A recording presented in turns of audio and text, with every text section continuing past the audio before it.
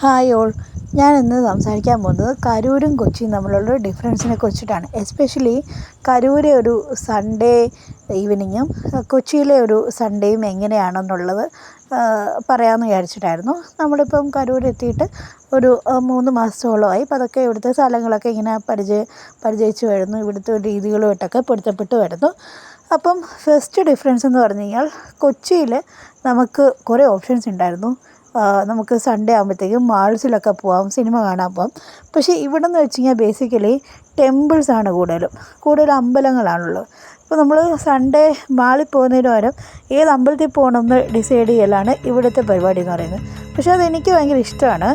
പിന്നെ ഭയങ്കര ശാന്തമായിട്ടുള്ളൊരു അന്തരീക്ഷമാണ് ഇവിടെ ഉള്ളത്. അടുത്തതെന്ന് പറയുന്നത് പച്ചക്കറിയുടെ വില.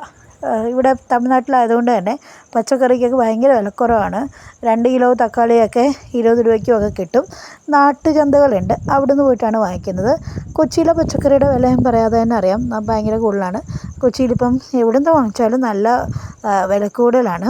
പിന്നെ ഇവിടെ ഒരു സെലിബ്രേഷൻ എന്നൊക്കെ പറഞ്ഞു കഴിഞ്ഞാൽ മെയിനായിട്ടും അമ്പലങ്ങളിലെ ഉത്സവങ്ങളാണുള്ളത്. അല്ലാതെ അങ്ങനെ ഒരു ഹാങ് ഔട്ട് പ്ലേസ് എന്നും പറയാനില്ല. കൊച്ചിയുടെ പക്ഷേ ഇഷ്ടംപോലെ ഹാങ് ഔട്ട് പ്ലേസ് ഉണ്ട്. ഫോർട്ട് കൊച്ചി പോയാലോ അല്ലെങ്കിൽ മാൾസിൽ പോയാലോ അല്ലെങ്കിൽ നമ്മുടെ തൃപ്പൂണിത്തുറ ഹിൽ പാലസിൽ പോയാലോ ഒക്കെ നമുക്ക് ഒരുപാട് ഹാങ് ഔട്ട് പ്ലേസുകളൊക്കെ ഉണ്ട്. പിന്നെ അതുപോലെ തന്നെ പല വെറൈറ്റി ഓഫ് ഭക്ഷണങ്ങൾ അത് ഇത് എന്നൊക്കെ പറഞ്ഞിട്ടൊക്കെ ഒരുപാട് ഓപ്ഷൻസ് കൊച്ചിയിലുണ്ട്. ഇപ്പോൾ ഒരു സിറ്റി വൈബൊക്കെ ആഗ്രഹിക്കുന്ന ആൾക്കാരെ സംബന്ധിച്ചിടത്തോളം കൊച്ചിയുടെ ആ ഒരു കൾച്ചർ ഭയങ്കരമായിട്ട് ഇഷ്ടപ്പെടും. പക്ഷേ എനിക്ക് കുറച്ച് കഴിയുമ്പോഴത്തേക്ക് ആ ഒരു കൾച്ചർ മടുത്തു തുടങ്ങിയായിരുന്നു. പിന്നെ സൺഡേയിൽ നമ്മൾ വൈകുന്നേരം ചെയ്യുന്ന സിനിമ കാണാൻ പോകുന്നുണ്ട്. ഇവിടെ നമ്മൾ ഇതുവരെയും പോയിട്ടില്ല.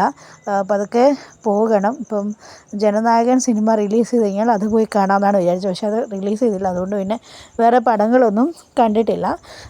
പിന്നെ ഒരു പ്രത്യേകത എന്ന് വെച്ച് കഴിഞ്ഞാൽ കൊച്ചിയിൽ അത്ര തിരക്കൊന്നുമില്ല. കൊച്ചി എന്ന് പറഞ്ഞു കഴിഞ്ഞാൽ നല്ല തിരക്കുള്ള സ്ഥലമാണ്. പ്രത്യേകിച്ചും സൺഡേസിലൊക്കെ ലുലു മാളിലൊക്കെ പോയി കഴിഞ്ഞാൽ നല്ല തിരക്കാണ്. പിന്നെ വേറൊരു പ്രത്യേകത എന്ന് വെച്ച് കഴിഞ്ഞാൽ ഇവിടെ അങ്ങനെ ആരും സൊമാറ്റോ സ്വിഗ്ഗി ഒന്നും ഉപയോഗിക്കാറില്ല. ഉണ്ട്, ഇല്ലാഴികയൊന്നുമില്ല. പക്ഷേ എന്നാലും ആരും ഉപയോഗിക്കാറില്ല. മിക്കവാറും എല്ലാവരും ഹോംലി ഫുഡാണ്. പോരാത്തതിന് ബേക്കറിയൊക്കെ ഇവിടെ വളരെ കുറവാണ്. അപ്പോൾ ഇതൊക്കെയാണ് ഇവിടുത്തെ ഒരു സ്പെഷ്യാലിറ്റി എന്ന് പറയുന്നത്.